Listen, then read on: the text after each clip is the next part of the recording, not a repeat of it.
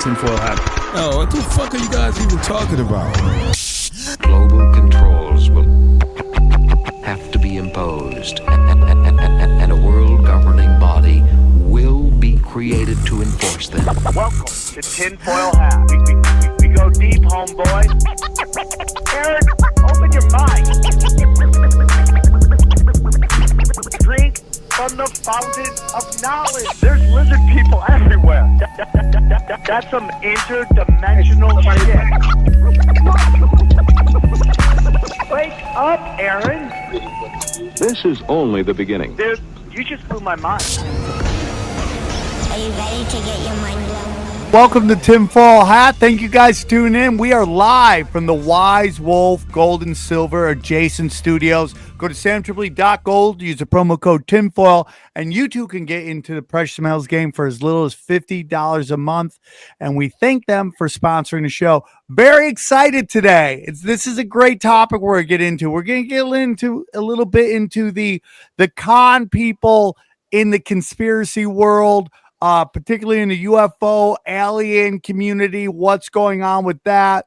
We're very excited to have our guests on. They got a really great doc that's out called The Dark Alliance Inside the Story of the Cosmic Con. They've both been on the show before, and we're glad to have them back. I've been going back and forth with them, but Darcy Weir, welcome to the show, buddy. Yo, what's up? Happy to be back, Sam. Glad you're here. And of course, you remember on the show. I can't wait to chop it up with him again. Please welcome Jordan Sather. How are you, Jordan? What's up, Tripoli? Good to see you, man. Good to see you too. Glad you guys are here. I know Darcy and I have been going back and forth on trying to make it happen. So we finally locked it in. Here we are. Glad to have you guys. Why don't we take a moment real quick for those who may not remember you guys? We'll go through each of you. Tell us a little about yourself. Jordan, why don't we start with you? Tell us a little bit about yourself and where our listeners can find you. All right, man. So you can find me on Twitter, Telegram, major platforms at Jordan Sather, jordansather.com. In 2017, I started a YouTube channel called Destroying the Illusion, and I talked about three main things: health, destroying big pharma propaganda, some political stuff, and then my interests in UFOs and secret space technologies and things like that. And I think I was on your show, Tripoli, in like 2018, 2019, around there. It's been a while. Dude. Yeah. And then towards the end of 2020, right before the election, I got censored everywhere. I lost probably 700,000 subscribers in the span of a week. Twitter, Instagram, Facebook, YouTube, all of them. And then it's been slowly rebuilding since then, but had to kind of migrate to alt platforms. Elon let me back on Twitter, so that was cool. But I did lose that YouTube channel and some of the other ones since then. But still talking about the major subjects, whether it's Q, UFOs, health stuff. So interesting times we're in, man. And there's a lot of grifters in the conspiracy theory movement.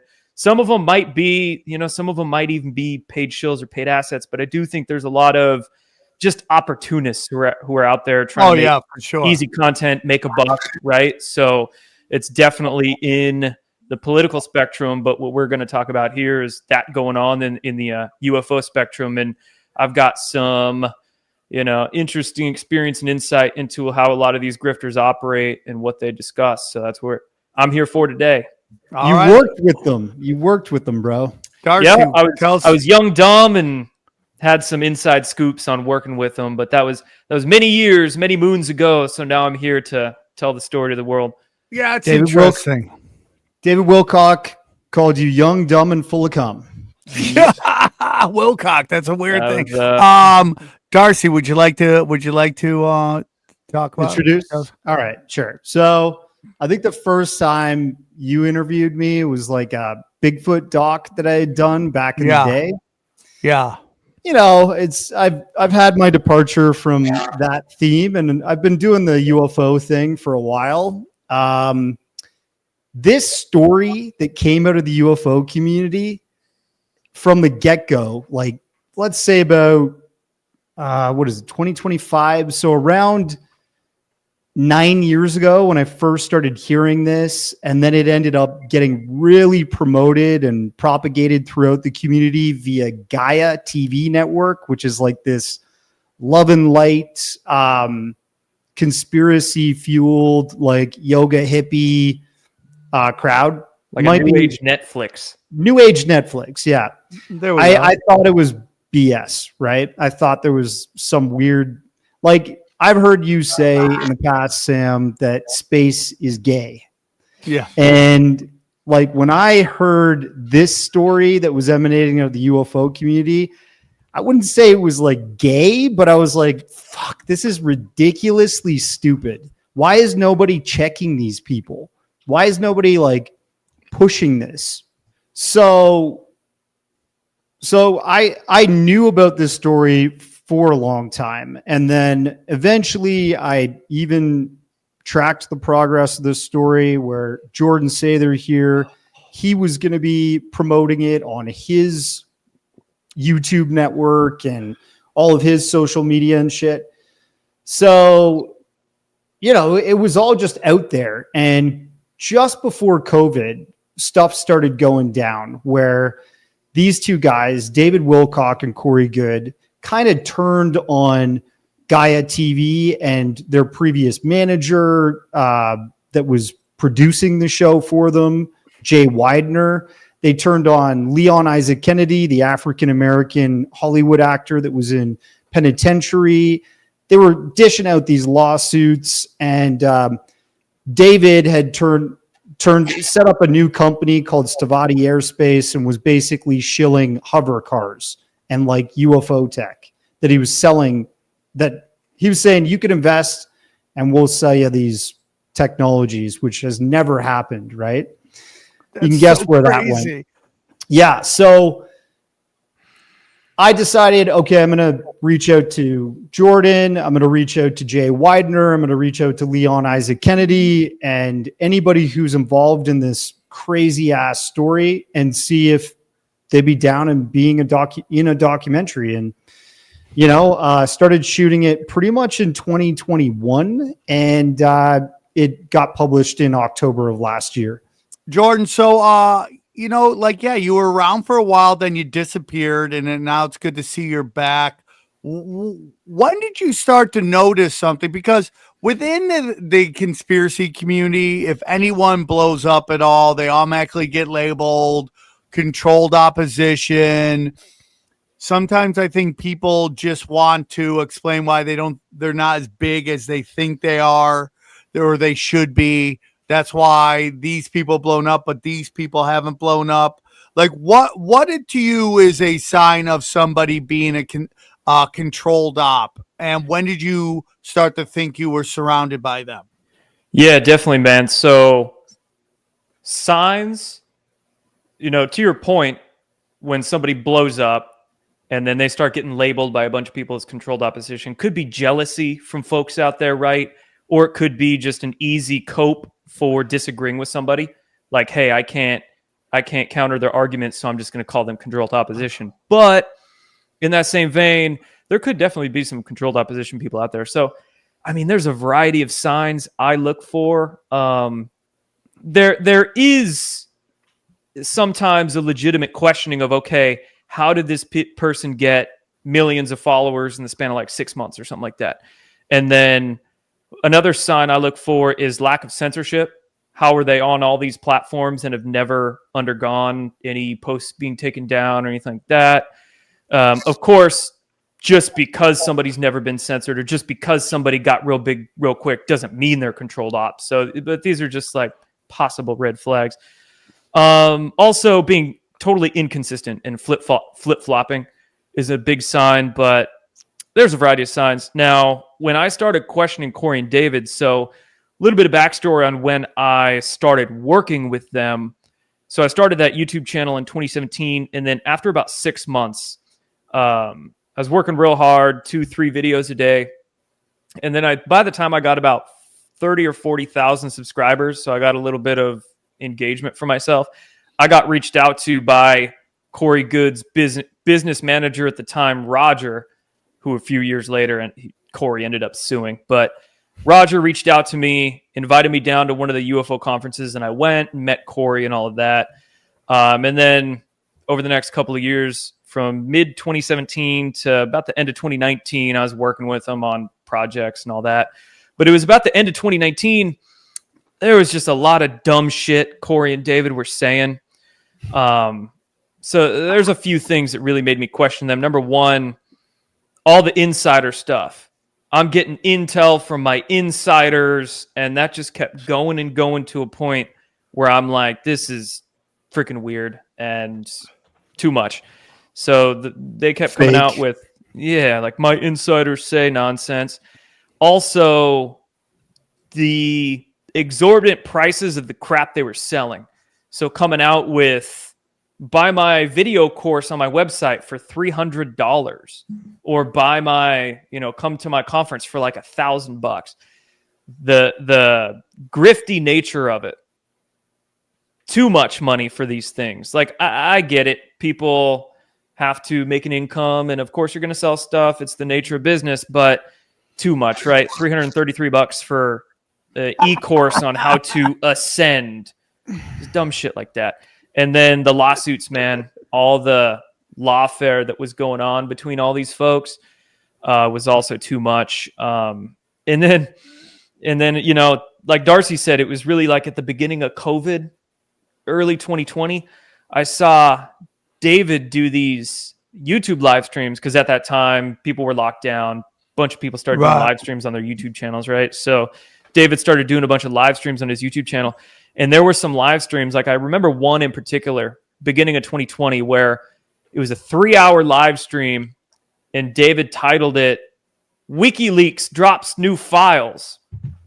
Whole 3-hour live stream claiming WikiLeaks dropped new files. It was not new files at all. It was some old index page of all of WikiLeaks' old drops. And it goes around the conspiracy theory movement like every 6 months. People thinks this index page is new, but it's not new. People just misunderstand. But David, in his infinite wisdom, in his amazing investigative powers, thought this thing was new.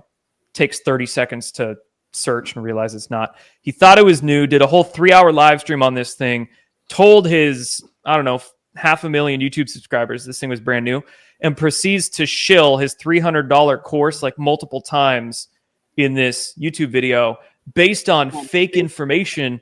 And at that point, I was like, all right, I'm done with these guys. And at that point, I had not talked to them much for like 4 or 5 months before that. But that was my breaking point where I made a public post and tried to be as PC as I could. Like, I'm grateful for the experiences I had with these guys, but I just can't work with them anymore. So then I made that post public and kind of just like burnt that bridge. But yeah, man, I just started seeing way too much nonsense from them and ran away as fast as I could. Yeah, it's an interesting, the UFO thing is so intertwined with the intelligence agencies to the point where it's like, are they at all separate at all? Like, I just like all these guys are this like this Stephen Greer. I mean, that guy going on a Kardashian podcast. Yeah, right. That's the weirdest fucking thing. Did you watch the Jesse Michaels interview, American Alchemy, that just came out recently? Okay, no, so who was on? Stephen Greer? Yeah, and you'll notice in most of his interviews, he doesn't let the other person speak or interject because, this strategy in speaking is to make sure that you sound like you have authority and everything you're saying is true. And as long as nobody can jump in and question you, you're to your followers, you're the God-spoken truth. So Jesse kept cutting him off. Kept like, hey, but what about this? And what about that? And he's like getting so frustrated. He says at one point to Jesse, like multiple times, like, will you let me finish? If you let me finish, if you let me finish, I'll tell you, and he never actually answers some of those questions. So dude, and Greer's one of those where it's like, he claims he's exposing the biggest, baddest secret ever, but I've never seen him censored on anything.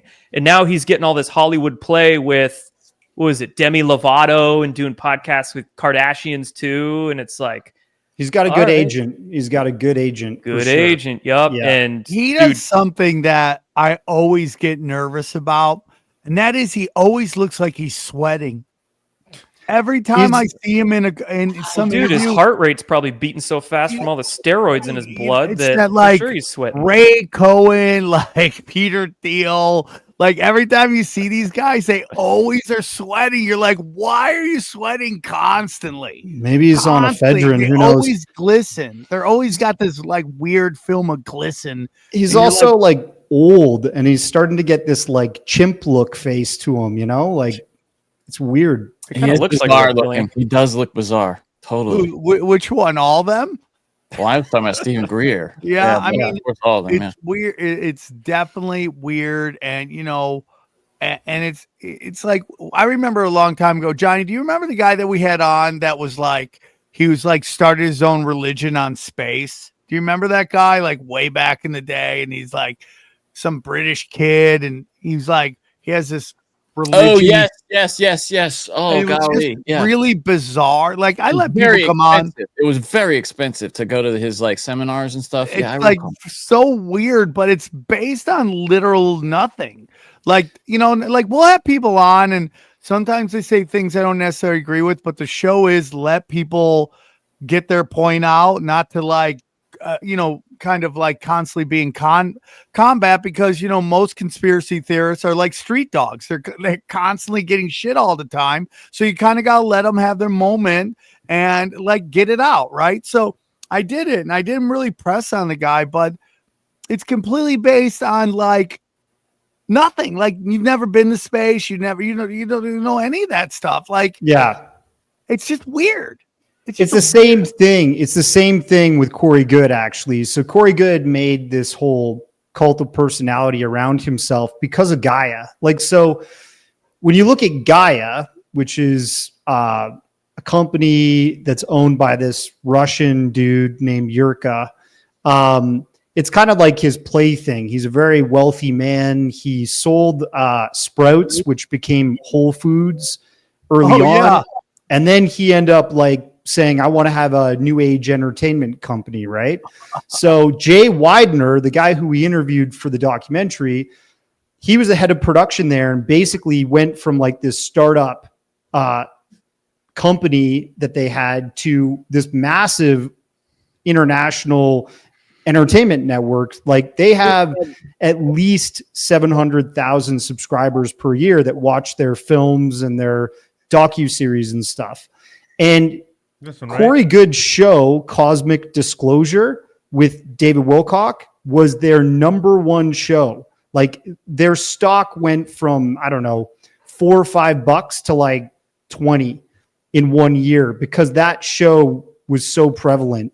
And everything Corey Goode was saying was amazing. It was like you go to UFO conferences and people discuss UFO cases that have pictures and videos and testimony and documents from like Air Force reports or Coast Guard or whatever, right? And it all looks kind of official.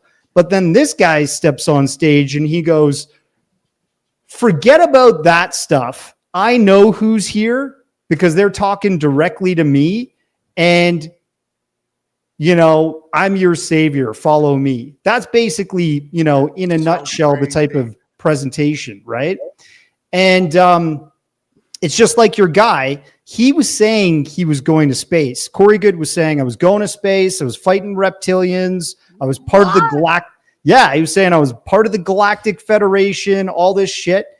And then in this, so he sues everybody, right? And in the documentary, Leon Isaac Kennedy, African-American actor, his lawyer is cross-examining Corey Goode in this deposition video that got leaked. And the lawyer asks him, have you actually been physically to space like you said? And he said, no, it was all just a meditative process. It was all just a part of my meditative practice.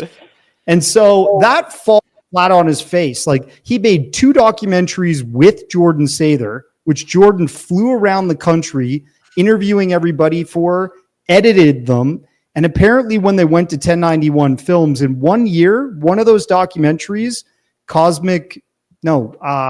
Above Majestic with a reptilian pope on the front of the poster, that made $600,000. And yeah, I didn't edit them, but you did it? No, I didn't edit them, but I do have a production credit on Bud Majestic because I was going all around the country, road trips to interview people for it. So they gave me a production credit.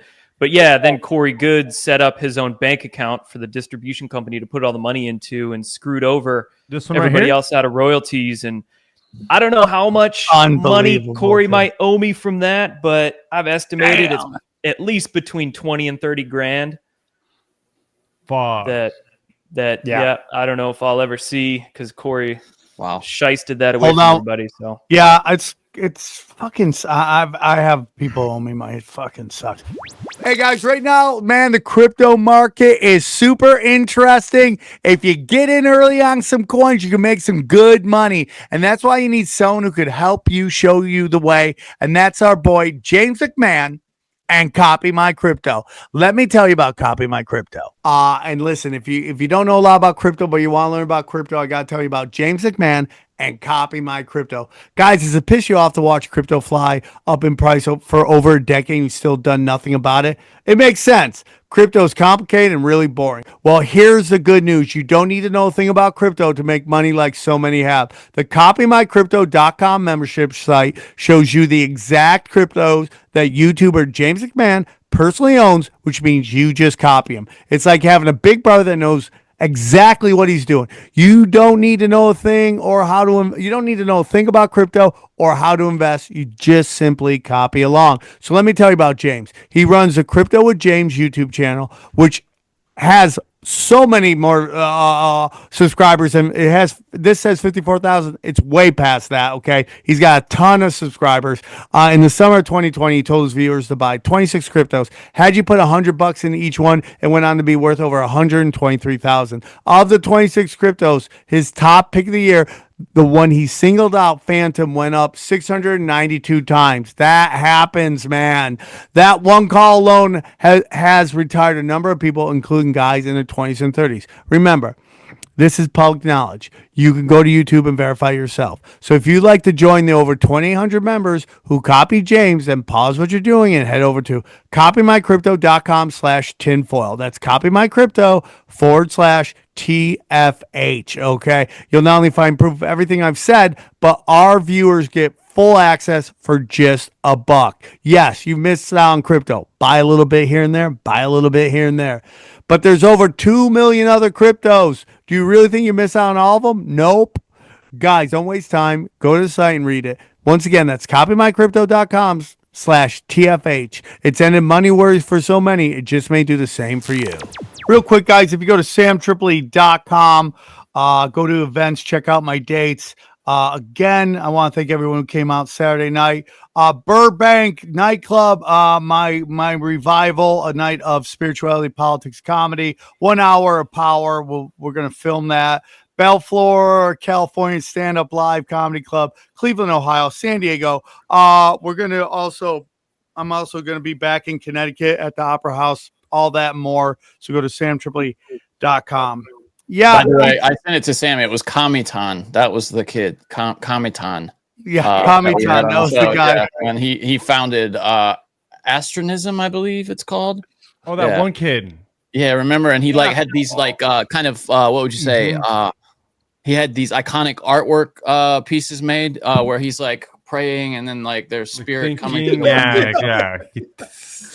Yeah. I wish him luck. I don't want to hear this. He might be God, so yeah, I wish him great. I thought we were best friends. I'm like, hey, dude, I'm just saying it was a weird presentation. But we were talking to God. Yeah, I mean, it is like you start hearing the same thing. You know, we in society we just seem to be gotten away from like lying is a bad thing. That's true. It's just so crazy to me how there's so many people. They're just these American psychos that can look you right in the eye, lie right to your face, and not even care. It's so crazy. But in this day and age, authenticity is the currency, and it eventually comes out. It eventually comes out. If you're faking the funk on a nasty dunk, it's going to come out and people are going to know, and you can only run for so long. But we got to bring shame back. We have to shame 100%. people. We have to publicly shame people and not be scared to, who are out there just being assholes and grifting and lying to people. And it's a big problem but we forget, we forget, like the fires. Like, why are we not shaming the person that fucked up the whole LA fires? We just forget. Gavin Newsom, we just forget. Yep, we just forget. Or people will try to gaslight you and say you're being negative when you try to shame people, right? So if you're shaming some grifter out there, like calling out Corey and David, then their followers come in and say, oh, stop being negative. Stop being negative. Now they'll try to gaslight you into shutting up. So it's a problem, man.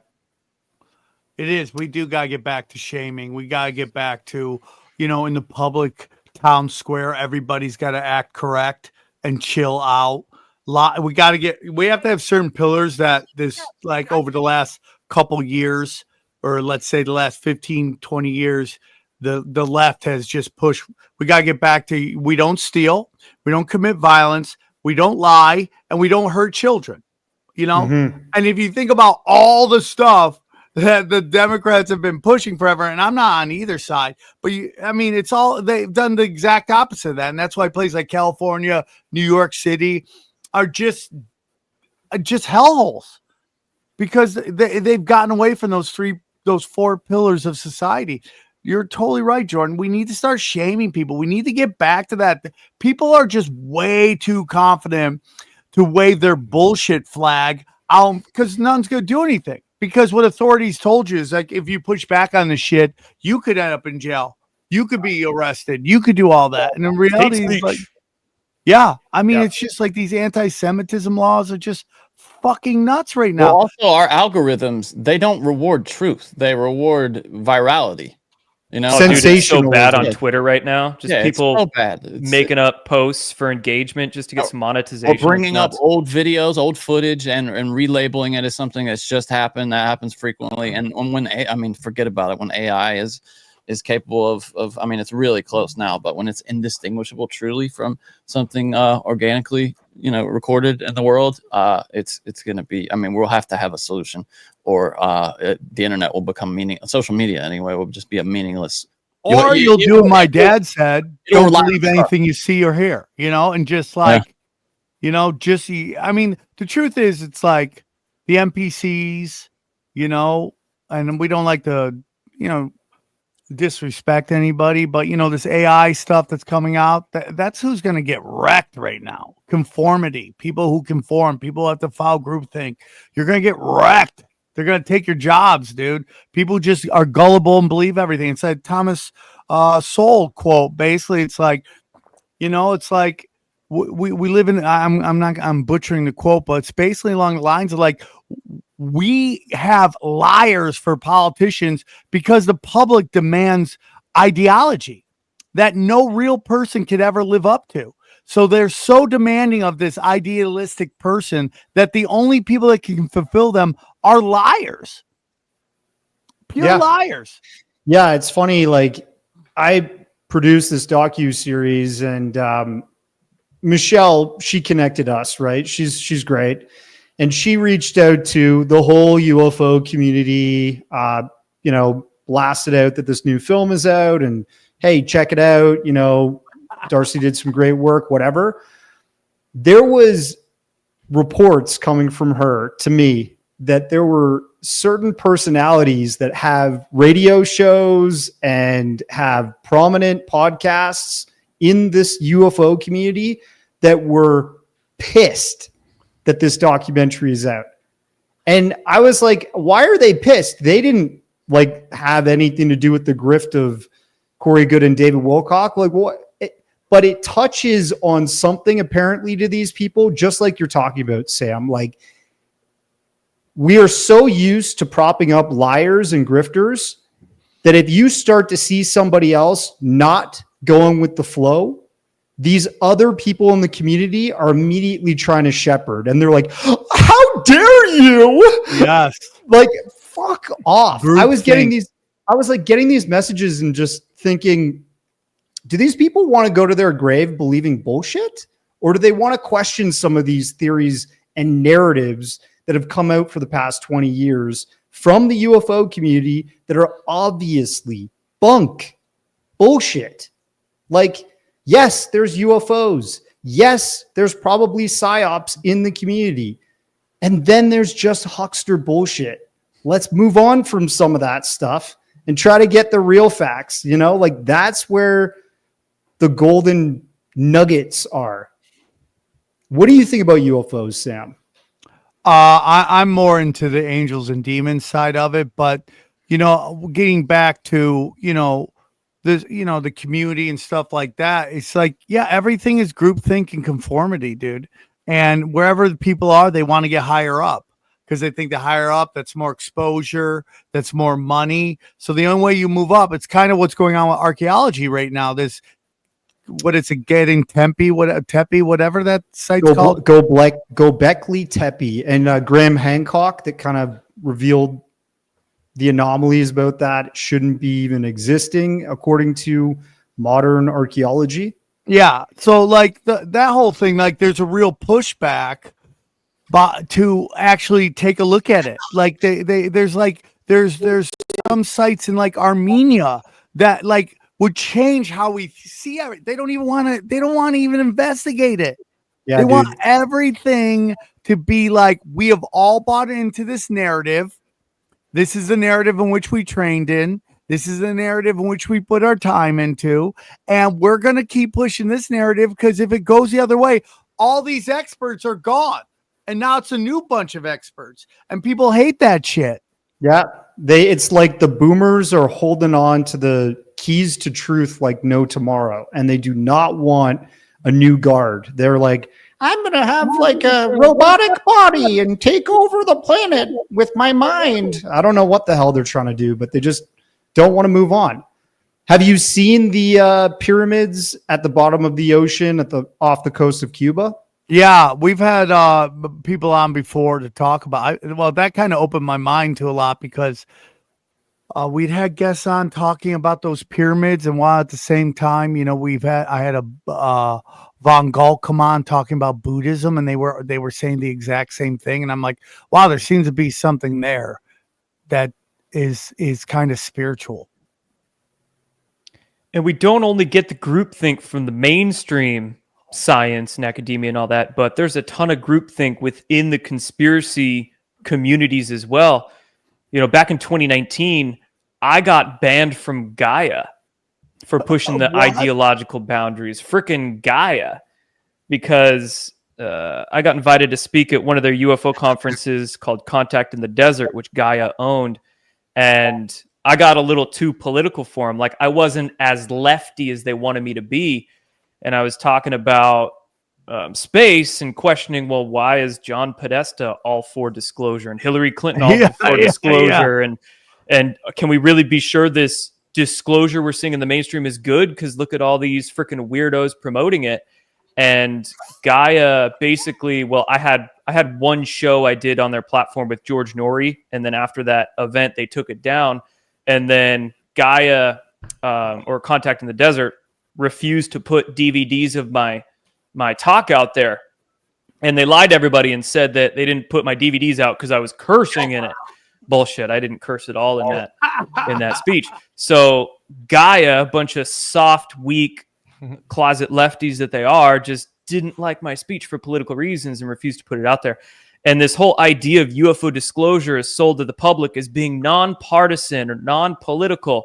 But at the end of the day, a ton of people pushing this stuff are totally closet political. And it's just, you know, if you push their ideological boundaries, then they'll start attacking you for it or trying to shut you down. Yeah. You see it again. It's like once the structure is enacted and created, it just becomes like everybody starts getting into the groupthink so they can move up that structure. Happens everywhere. And, you know, there's a lot of this there. Like, I don't know what the answer is. You know, I believe in Christ and I'm a Christian and all that for sure, but I don't know where we are, what created all that stuff. I mean, I know God created, but there's a lot of movements in this kind of time to detach people from God. anything but God, anything and all that stuff. And it's like, with these whistleblowers, like, I don't trust any of these freaking whistleblowers, and it sucks because I know some of them are telling the truth, but there's just like so many obvious plants put out there to send, like the move the message in a certain direction by, okay, here's a new controlled op. They're going to say this and it's going to move it this way or that way. And it's so obvious and it's really sad. And it just seems like, in particular, the UFO disclosure is just full of just controlled oppositions, whistleblowers. So go ahead, Darcy. To that point, like what you're making about these insiders and whistleblowers. I mean, they used to be called in the Gaia days, in the Corey Goode, David Wilcock narrative, insiders. And two of the most prominent ones that they used that were like their key figures to all this intelligence they were getting about the truth about UFOs and all the conspiracy and the cabal that's running the planet and all this stuff, right? One of them for David Wilcock was this guy named Pete Peterson. Pete Peterson, which Jay Widener talks about directing on set of the Gaia television studio. He was like, we would film 8 hours of this guy rambling, just completely out of his mind, not even knowing what he's talking about. And we'd come away with 20 minutes of usable footage for the show. He was like, I wanted to rip. I'm serious. He's like, I wanted to rip my hair out. Dude, he was like senile. He was completely senile. It's so funny. That is, Eddie Griffin used to go to the Comedy Store and he would do like 3-4 hour sets. He would come into a full room, do 4-hour sets. Everyone would be gone. The only people left was his entourage. And I would tell people, I'm like, of that 3 to 4 hour set, 45 minutes of it was fire. And then the rest of it was just mumbo jumbo, dog. They're like, just gibberish, dude. Just nothing but gibberish. Just verbally jerking himself off on stage. And when people are old, they're in that senile camp, that generation.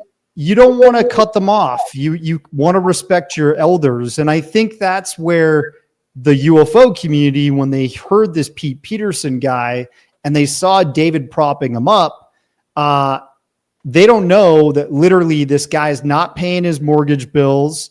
He's a hoarder and he's got like dead cats stacked up to the roof inside of his house. Like the guy completely lost it. Yeah. David Wilcock, and here's like a very grifty story. He knowingly did a fundraiser to try and save Pete Peterson's house. But it was already foreclosed. And as we know, if something's foreclosed, the bank owns it. So David holds this fundraiser online. I think it was an Indiegogo or something like that. And he raised $60,000. Where did that money go? It definitely didn't go to Pete Peterson and saving that house because he died broke and basically homeless. That's the type of shit we're dealing with here with these people. And Corey Goode, he had an insider, like a whistleblower named Bill Tompkins, who did work for the Navy. He was like some kind of... he was an illustrator. He was an illustrator, like pre-AutoCAD days where he drew all the plans of shipbuilding and stuff like that. So he did that, and he also made really cool models like planes and boats and shit. This guy was 92 years old. Let's say not in the prime of his life. Yeah. And they were parading this guy around to UFO conferences saying, he is the one. He is the only truth. Listen to him. And, Bill would be like, well, elder abuse. The reptilians, they gave us shiny new UFO craft, and the Nazis were using the UFO craft in Antarctica to conduct my labs. It's like, what are people doing? Like, why are people listening to this? But everybody, as you know, when you go perform at like a stand-up comedy show or whatever, people they're caught up in the moment. You know, they're suspending their disbelief and they're letting you go. And I think at UFO conferences, that happens too. People just check their brain at the door and they're in awe. The story that's being told on stage has to be true. Yeah, and also it's just like, it's why still people watch the news. They're so busy, they don't want to think, and they're like, I trust you. You are a symbol of authority. You know, I trust you. And they just, like, there's just people that they go so hard during the day. They just want to turn on TV for an hour, and they're like, I know you're not going to lie to me. Tell me what's going on in the world. And that's where they get that's where they get all their information from. These Tesla protests are great examples of the programming of people. I mean, we've seen, if you look at the demographics at these Tesla protests, I don't even know if they're still going on, but they were all over 55 and super progressive, which is who? The same people who watch MSNBC and CNN. Those are the exact demographics. I mean, we've been saying forever that the media programs you. Now we have definitive proof of it. It's right there. So that's what's going on. It's like, the sad thing is that there's just trusting people. And that's that's why alternative media or conspiracy media, especially on social media, is such a wild west right now. And that's why it's perfect for these grifters to jump into, because they know people are moving away from the mainstream media and they're looking for alternative sources to get their news. So a lot of these opportunists are coming out of the woodworks and they're fabricating these grand stories, or they're just pushing this like conspiracy clickbait stuff to capture those people moving away from the mainstream media. And especially in the UFO world, because the UFO subject is so complex. I mean, it's been around for 50, 60, 70 years, and there's so many kind of sub-genres or subcultures within the overarching UFO movement that, dude, I mean, if somebody's homeless and out of a job and needing money, just call yourself a secret space program whistleblower and say that you've talked to aliens, and dude, Guy will hire you. I mean, like, you'll get a job like that. Yeah, let's not forget Ancient Aliens. Oh, crazy was Ancient Aliens when it came out. It was good first couple episodes, and then you're like, they're just giving anybody a fucking mic. My favorite thing about Gaia was that anytime it seemed as though anytime he needed money, they would just they were like, well, we can't pay you anymore, because they had this scheme, right, where none of the hosts, they all had to get paid the exact same, right? Yeah. So they could come up with this scheme just to invent a new show he would like go find people, and that's how this whole thing really started, right? Was him going to find what's it? I can Corey Goode. Yeah, Corey Goode, right. So David Wilcock brought on Corey Goode so he could have another show and make more money. Like, it's all money motivated, right? So funny. And then, to your point, one of the major promoters of David Wilcock in the early days was Ancient Aliens. He was on that show all the time, just talking mumbo jumbo. And, you know, interestingly, you're talking about these insiders and these whistleblowers today. They're just popping up everywhere. If you go on Twitter right now, there's a guy who says he's legit, the real thing. He is the whistleblower to listen to about UFOs. And all of his messaging is coming from jail. Like, he's in prison doing this. Oh, okay. He's in prison saying, like, yeah, I'm the true god of ufology disclosure. Dude, they all do that too. Corey called himself, what do you call himself? The Enoch of our modern times. It's like the delusions of grandeur these people have. They're so screwed in the head. And then they prop themselves up to be these cult leaders for their followers to idolize. It's like, it's an issue of cult-like thinking, I think, in our world, but particularly what we're talking about. David Wilcock right now says that his latest book is he channels Archangel Michael. Oh, like, and he's selling that book for $100. Yeah, $100. But I mean, is there people that buy it? Tons. Dude, what? Then why? Then I mean, as much as can we really hate on it? If someone's gonna pay $100 for some bullshit. Shame him, yes. Yes, we can hate on You can that. shame him. Yeah. I mean, but it's crazy. I kind of got to give the guy $100 on a book. Oh, so you're respecting the grift is what you're saying. You're like, hey, respect the game. Is that what you're saying? Have you seen we don't smoke the same merch? We can hate the player and hate the game here, both of it. Both, but I'm just kind of impressed that he can get away with $100 on a book. That's mostly where I'm like, holy crap. Oh, we get it. But dude, he's channeling Archangel Michael, man. If Dude, he it's channeled so Archangel crazy. Michael. Does he do it on? Are there audio recordings of him doing this, or is it? Oh yeah, if you go to he has a Sunday live stream YouTube show every Sunday of the month, and in super chats he makes about 3 to 5K every Sunday. Fuck. Yeah. Damn, dude. Hey guys, listen, I know people are really busy and eating healthy gets harder and harder. And that's why I want to tell you about our good friends at Home Chef. They're number one in quality, convenience, and taste and recipe ease. Let me tell you about Home Chef. If you're trying to save money, maybe you've limited your dining out. You're not eating out as much. But with the price of food lately, it seems like there's not much of a difference between eating out and staying in. And to make matters worse, there's also so many unhealthy options out there that you have to kind of sort through.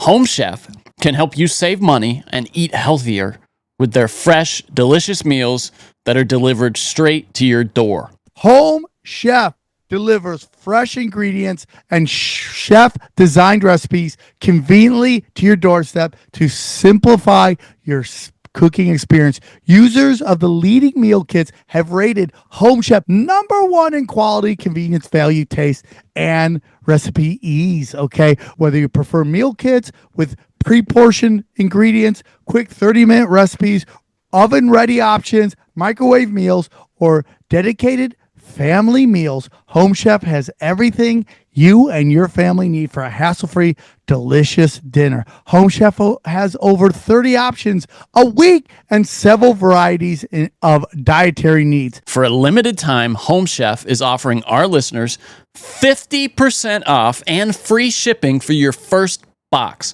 plus free dessert for life. Go to homechef.com/tinfoil. That's homechef.com/tinfoil for 50% off your first box and free dessert for life. Homechef.com/tinfoil. Must be an active subscriber to receive the free dessert. What do you think the main demographic is that donates to him, Darcy? I'd say it's 60 to 80-year-old single women. Yeah, so that would have been my exact guess. That's fascinating. Wow. Pretty much. And the same thing for Corey. Corey was on a podcast recently by Disclosure Girls with a Z, and the two ladies are like 75 years old. I don't think you'd call them girls with even a Z. So you guys have you've been censored at UFO conferences? No, I actually just attended one in San Francisco in the Bay Area, which is called UFO Con. They wanted me to show this documentary because the lady who puts that on, Lorian Fenton, she early on said, this guy Corey is bad news. I don't like him. And she was vocal about it. She got censored. So she wanted me to show this story that we documented. And that was cool. But yeah, I'm not being invited to a lot, that's for sure. And I mean, I appeared on Mark Gagnon's podcast with Jordan here, and like all of their followers were just fucking lighting up the comments, going insane, calling us grifters, like a total reverse psyop. It's like, dude, the documentary is about exposing grifting. How the hell am I a grifter? And it's 99 cents. You're such a grifter for putting your doc up for 99 cents, bro. But yeah, I've dealt with some cancel culture from the UFO conferences. That one Contact in the Desert I was telling you about that I got invited to. Before I went to speak there, I got called up by the organizers of that event. And I guess when they announced that I was going to be speaking there, a bunch of people called them and were like, you can't have Jordan attend. He's anti-Semitic. He's a right-wing Nazi fascist or something like that. But there's some weirdos out there, man. Yeah, I totally agree with you. And it's like really sad that there's just a lot of people out there that have too much time on their hands. So they just like live vicariously through getting people canceled. They don't even care what you have to say. They just want your head on a stake. And what these people don't understand, because I have friends of mine who are getting canceled left and right and from venues, and they thrive on social media. I'm just the exact opposite. I'm getting my dick kicked in with shadow bans, but you know, I play all these clubs. But when they cancel these people, it's just a bunch of people who have nothing going on in their life. So they have to get up in the morning and they have to fight these shadows in the caves. They have to become Don Quixote and get on their fucking little donkey and fight these windmills where you're never, ever, ever, ever, ever gonna find. There's no goal line. It's never a goal line. It just gives you a reason to live. I'm fighting fascism, even though I'm committing fascism myself by working with corporations and the government to silence people. But I you know, because I'm doing I'm the good fascist, not the bad. Bad fascism when you go after people I like. Good fascism when you go after people I don't like. It's just crazy to me. People don't see it, especially with these anti-Semitism laws. It's like now this thing came out. You guys see this 4chan hack that just happened? Where they were breaking down, and who knows if it's real, but it lines up with everything we've ever seen. What is it lining up with? Well, they say the country that posts the most anti-Semitic posts is Israel. Yeah, I saw it. Okay, yeah, I know what you mean now. Yeah. Right? How many times do you see like a swastika on a synagogue, and then they're like, "Oh yeah, the rabbi did it." You're like, every time. Makes sense though, right? Kind of makes sense. I mean. Crazy. I mean, it's just like these keyboard warriors, once they've canceled somebody successfully, they're waking up like, who are we canceling next? And, you know, that's how they get empowered. And, you know, people who go out and entertain or go out and talk about risque ideas, sure, you know, that they become a target. It's like that old saying, if you stand up like a nail, somebody else out there wants to hammer you in or hammer you down, right? Like they don't want you to stand up. Crabs in a bucket type mentality. And when you're exposing stories like this, people hate that. They don't like their illusions to be destroyed, right? Because some of these people that follow the charlatans, they've been following them for like 10 years, Sam. They ain't getting off the fucking wagon anytime soon. Right. So when you stand up to their leader and you say stuff that's critical of them, they're coming after you in hordes. It's like totally sheep-like mentality. And it's coming from this weird niche community, which is strange to me, but it happens everywhere. It happens everywhere. And truth should be, like you were saying earlier, it should be the most common currency today. It should be the most powerful currency, but it's not. I just think some people aren't capable of understanding it. They just aren't. And they're just, I mean, I'm trying not to say it in a derogatory way because they're just nice, simple folk.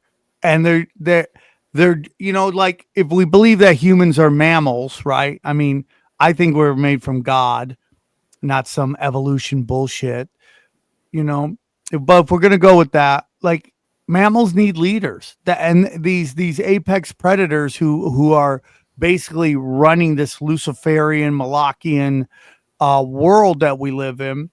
They know that. And it's like Pike said, hey, dude, when they need a leader, we'll supply them. And that's what they just keep doing.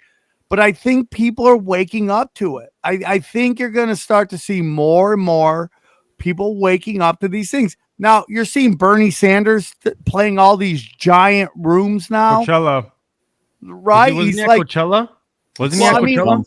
They were out here. He and AOC were out He was at Coachella. Yes, that's pretty crazy. I don't know why. I'm surprised you're not there right now. Why aren't you there?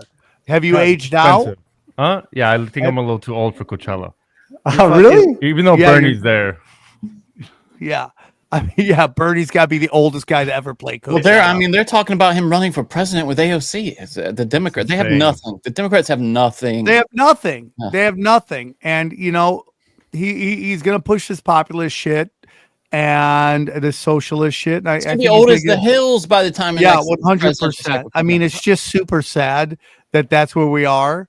And it's just like, it's just, these idiots just keep running back from these two parties, back and forth, back and forth, back and forth. And these are the two parties that are responsible for the dog shit you're in right now. When are you going to break out of it and go, we're not voting for these two assholes anymore? They're going to give you Bernie Sanders and fat Latina tits. And you're just going to be like, I'm telling you. And there's going to be I'm telling you, there's an AOC porn tape out there. I'm telling you, it's going to drop. It's going to drop, and everyone's going to be like, okay, you got my vote. Yep. You got my vote. Johnny said, we're praying. Bounce. Yeah, I need it. There's never been an independent that successfully ran for presidency. Like, it always, one of the two parties cannibalizes them, right? And that happened with RFK recently. Except it would have been amazing if Jesse Ventura had tried to run. He was a successful independent. You guys should have Jesse Ventura on. He's the man. I'll have him on. That was my Jesse Ventura right there. If you're wondering what that was, that was my impression. Man. Yeah. I mean, they say the only really true independent was George Washington. He was the first president, and fair enough. Yeah, that's it though. I mean, Ross Perot in modern times, you got Ross Perot had like 20%, and that's. I mean, there's your example. Yeah, that's it. It's like the need for people to have a label and attach with that label, because humans are social creatures. We love our groupthink. We don't want to feel like we're outcast or ostracized because we want to feel like we belong. So people find groups with labels. They love to attach those labels to themselves. And if you dare question or expose any kind of issues with that label, with that group, people in their ego identities get all upset, and I need to call myself a liberal, a conservative, a vegan, a whatever the fuck. And then they just get all butthurt when that group starts to get questioned, and they'll attack you personally for that and try to cancel you. Yeah, it's really crazy. It's really crazy when you're just like asking questions and you get into these sacred cows and you really start to understand that these people they either don't honestly believe it, or they have such blind faith they've never questioned it. So once you start to question it, you really question their mental capacity and abilities, and it upsets them. There's nothing in my life where these beliefs I have where you can't question them. There's nothing in there.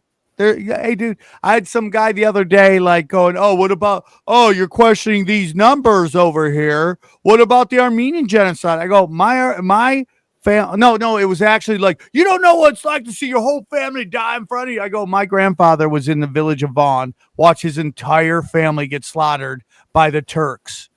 And you could look into it. You can question anything you want it, because I know the facts, and the facts are that happened.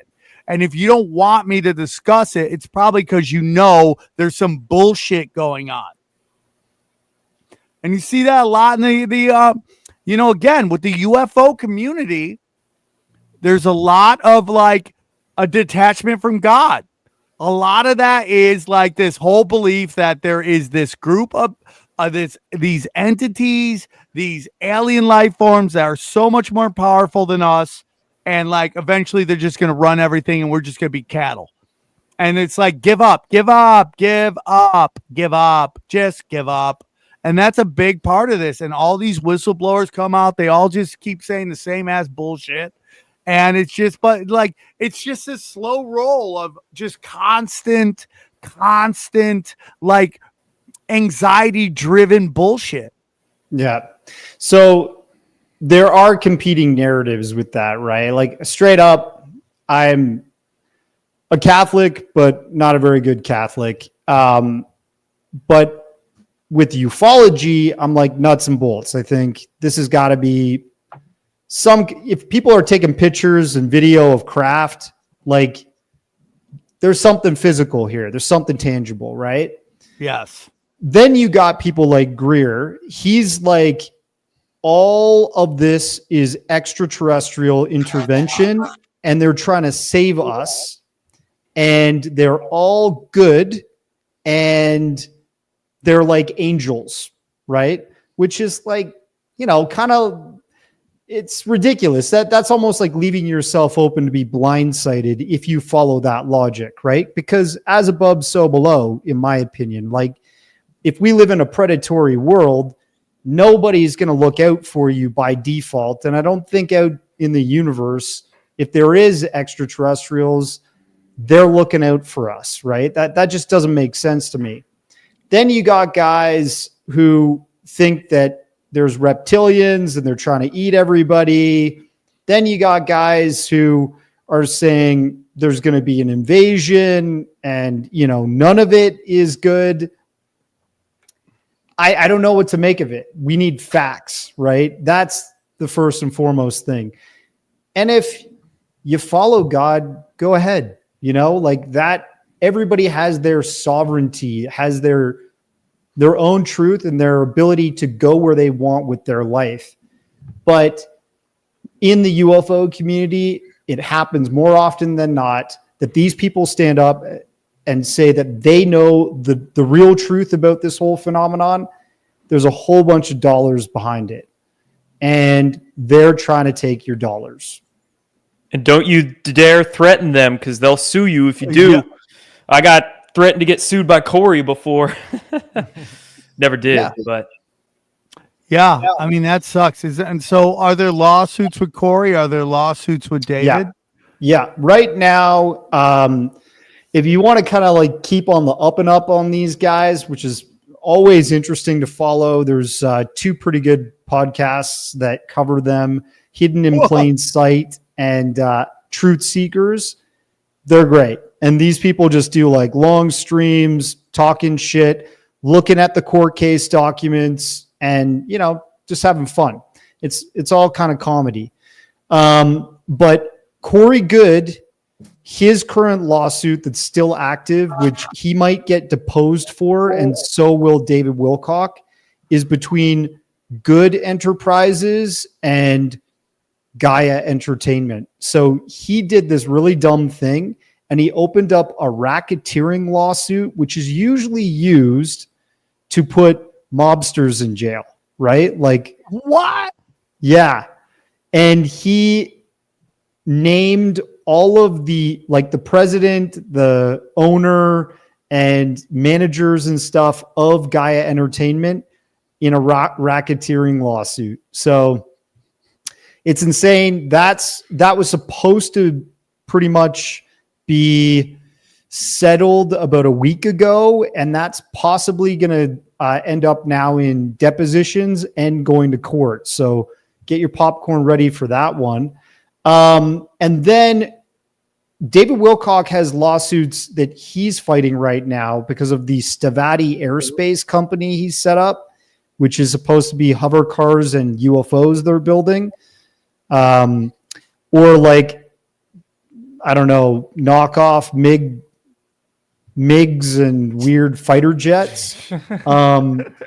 This guy is basically fighting all of this financial lawsuits for people that invested millions of dollars into his Stavati Aerospace. And they're like, where's the money? Where's the craft?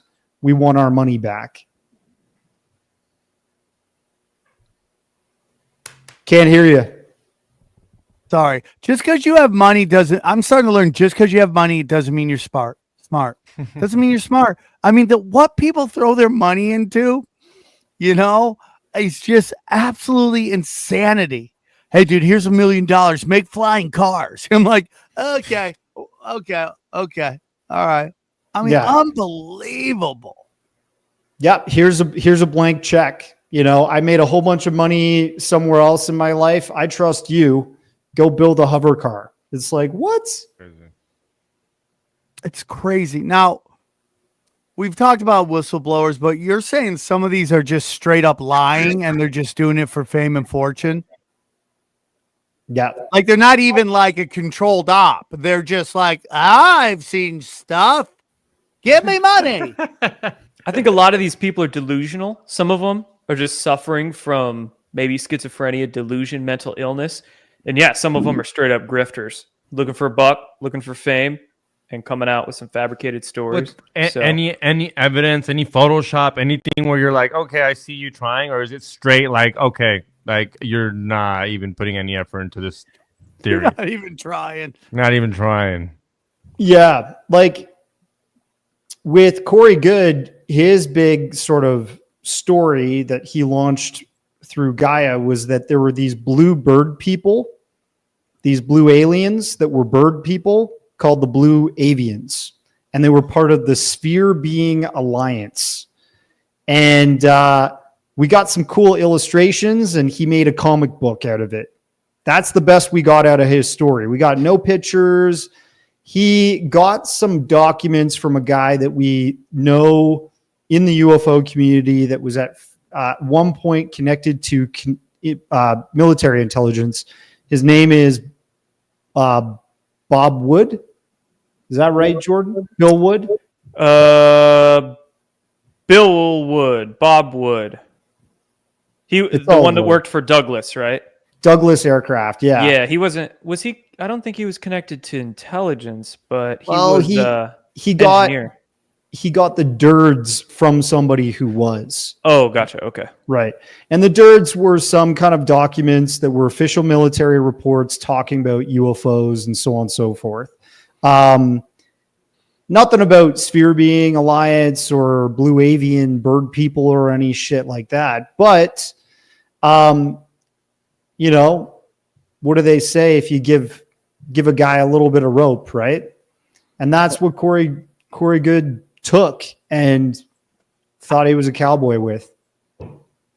Those blue birds were just beautiful. Love the blue bird. Let me ask you something. What do you two guys believe is the truth? What do you think of UFOs? What do you think of aliens? What do you guys think? I think I'm more of an angels and demons type guy. What are your thoughts? Yeah, I mean, in my case, you know, of course, I don't know what the truth is, but my best guess is that I'm kind of a little bit of everything and a little bit of nothing at the same time. Like, I do think there are nuts and bolts craft out there. I think our government, our military industrial complex has their own UFOs or black triangles, their own electrogravitic tech that they've hid from the public for a long, long time. So I do think there's some nuts and bolts stuff, but I do think extraterrestrials exist from outside our planet. I think they could take metaphysical forms, angels and demonic forms. I think they could also take physical forms. I mean, if you look at the human body, we have a metaphysical consciousness, but we have this body meat suit as well. So I think life out there in the cosmos can probably be both metaphysical or physical with a variety of agendas, just like us humans here on this planet have a variety of agendas. So could be good ones, could be evil ones. And then, yeah, I guess that kind of encapsulates my beliefs. It's kind of a little bit of everything. Darcy, what do you think it is? I'm not convinced there's a galactic federation. That sounds like Star Trek to me. I don't think that there's reptilians. I feel like it's just a loose end and somebody spinning another yarn.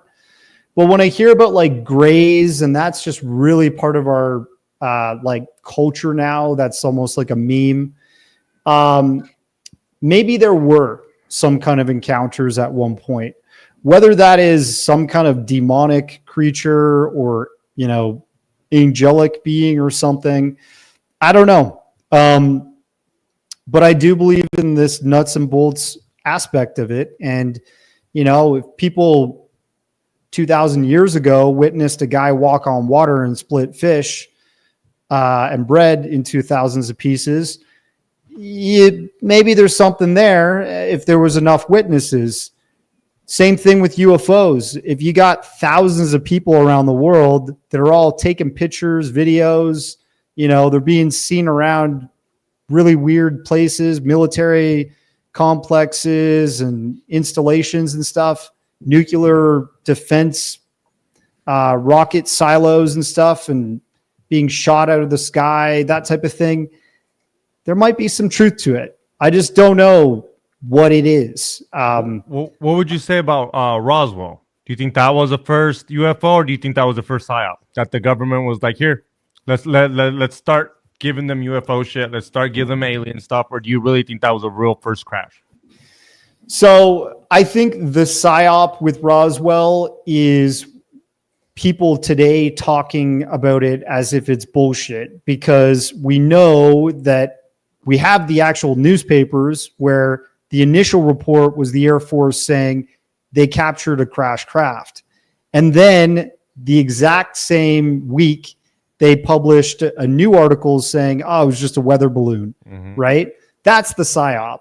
That's like the intelligence agencies saying, let's just treat them like they're stupid, right? Yeah. Whether, who was on board, whose craft it was, all that jazz, that's up for debate. But it's obviously something more advanced than the propeller airplanes that people were using then, right? The YB-49 was like the first rocket propelled V-shaped craft, and that was like 2-3 years after that. So I think something is real, and especially with Roswell, there's like hundreds of people that have come forward about that. Ranch hands that were seeing the collection of the debris and the cover-up happening in the local town. Police officers, sheriffs have come forward, people from the Air Force that were part of the cleanup saying, yeah, they wanted us to not say a thing. And they recovered bodies, right? So I don't know. Like, if we live... Yeah, but real quick, they told you they recovered bodies. I mean, so it's like, how deep does it go? Like, at what point does the truth stop, or was there any truth at all? Like, if we go, okay, there's something, and I'm not trying to challenge you, I'm just spitballing, it's cool. Like, how deep does this go? Like, what if they were trying to fly a new craft and it crashes? Now they got to make up this new kind of fucking story. Oh, right. That makes the most sense to me. Like, it was a man-made one, and then the cover-up is just calling it aliens, and that's kind of what I think they're doing. Is that to cover up like that? We're that advanced to the Russia or China or whatever? Right. That's what I think they're doing the past 8 years. Like, you're seeing UFOs in the New York Times and mainstream media and all over the place now. It's like they're saying it could be Russia, could be China, could be aliens, but we know for a fact it's not U.S. made technology. Yeah. They're just so ridiculous. It's so ridiculous. But like what they make you try to believe is just so dumb. Like in Jersey, those drones, they're like, we don't know what it is. I go, hold on. You don't know what it is, and you haven't dealt with it yet? You don't know what it is, but you haven't dealt with it yet? Well, I've said from the start that the drones in Jersey were probably an op that was being conducted by some kind of, force within the United States. But if you don't have the need to know about that op, which is like the local mayor, the police, or Department of Homeland Security, if they don't have the need to know about that exercise, then, they're not going to say publicly. Why wouldn't they run a cover for it, though? That's the part that doesn't make sense to me. Normally, they would have a cover for something like that. Because they know that the population, that the media is so easily manipulated, they'll be like, people will just run with it's aliens, or they'll think it's Russia or something, and they'll leave it at that. But it was probably just an internal operation run by some kind of agency that was not the former that I just, said were commenting on it and asking about it, but couldn't get anything. Even the FBI couldn't get anything about it. They didn't have the need to know. That's the way the military works. Not a foreign adversary, though. You doubt that. I doubt that wholeheartedly, dude. Yeah. I also think that, 9/11, it kind of fits into this thing, in like that 4chan post about the Vegas shooting that came out 1 month before the Vegas shooting. What was in there said a big part of this psyop that's about to happen is that they want you to know that no matter how much security there is, you're never safe, that they can get you at any time. And if you study 9/11, seems like that. The most fortified airspace in the world. Bang. Suddenly these 20 desert people pull off some Luke Skywalker taking out the Death Star bullshit. And we're supposed to believe that? Same thing with the weather balloons. Like, we don't know what to do. Oh my God, it's a weather balloon, you know? And then a week later, like, yeah, we shot down this alien craft that was in Canada. I'm like, hold on, the air balloon you didn't know how to deal with, but this thing that just flew light years away, you went pew pew pew pew pew pew pew pew pew pew, and it's like, you know, it's everything is just psychological warfare, dude. And the same thing. Oh, we don't know what they are. We don't know what they are. And then Trump's like, I wish they'd just tell you what it was. It'd be so much easier, which is all a giant, you know, mind fuck. It's just a mind fuck you. Yeah. They were saying that they were coming from the ocean, right? They were coming from offshore. So that means they had some kind of launch platform way out there, and they were coming in droves, like huge swarms. Who knows? Maybe they're testing out 1984 technology so that drones are constantly flying around our cities, monitoring us and enforcing laws. I don't know. Yeah, and see how bad we react, which we didn't react that crazy. I mean, there's a couple people that shot at it, but at the end of the day, everybody was just recording it and bitching about it, but no one really did nothing about it. So if they did it again, we'd eventually be over it. If they did it for a month straight, we'd be like, oh, look, they're there again. And then now they're there for a year, and now we don't give a fuck, and that's part of life now. Exactly. It's like culture shock desensitization. You have it at the gas pump every now and then. The price goes way up. Everybody's like, holy shit. Price goes down a little bit. You're like, it's normal. Yeah, it's normal now. Whatever. It's just high prices, right? I think that's what tariffs are too. It's like normalizing us to really expensive shit. So crazy. All right, guys. Anything else? That was great. Nope. Jordan, I got to ask you a question real quick. What's up, bro? Like about 5 years ago, there was a really big march in Hollywood about child sex trafficking, and you were quite critical of it. And I know Scotty, the kid who was putting it, who was putting it together. Yeah, I think I kind of remember. I might have been too critical of him. Okay, I barely remember. It was very weird. It was, and listen, I was like, oh wow, that's a weird thing, because I know Scotty, and it was like, as far as I know, it was done in love, and it was very successful. But I knew that you had said that you had some apprehension about it. And I just was wondering what was your thinking. Oh, I don't even remember my thinking. Yeah, that was a while ago. Yeah, there's some people I criticized back in the day that I probably shouldn't have. So he was probably one of those. I don't even remember. But if I don't remember, then he probably was one of those that I didn't. So. Yeah, it was a really crazy event. It was like I thought there was going to be like a couple hundred people there. It was thousands and thousands and thousands of people. And I was like, wow, that's nuts, dude, that he put that together. And it was so crazy. And it's just like, the saddest part is nothing's changed. And it's just like, I just don't know. Like sometimes I go like, are there just apex predators that are just above everything, and they're just kind of here to kind of hurt us and call us, and you know? Oh yeah, psychopaths, bro. Yeah, yeah. And they're all related. Like when I was on Rogan was like, you know, do you believe in lizard people? And I'm like, I don't know, but they all seem to be related. They all seem to be related when, like, you know, the Queen Elizabeth says she's both related to Val the Impaler and the Prophet Muhammad. You're like, how is that fucking possible, dude? Inbred Nephilim, bro. Inbred Nephilim. You know, the Nephilim, that to me spirituality seems to be to me a big thing. That's it. Everything is aliens to me, guys. This was a great episode. I thought it was great. Speaking of Rogan, apparently he was next door neighbor to David Wilcock at one point. I would love to pick his brain about what he thinks of these guys. David Wilcock says, I don't, it's like, that's not really my lane. I don't really get into that woo-woo world and all that stuff. Yeah. It's super Probably better. interesting. It's probably better that way. Yeah. I just saves you money and time.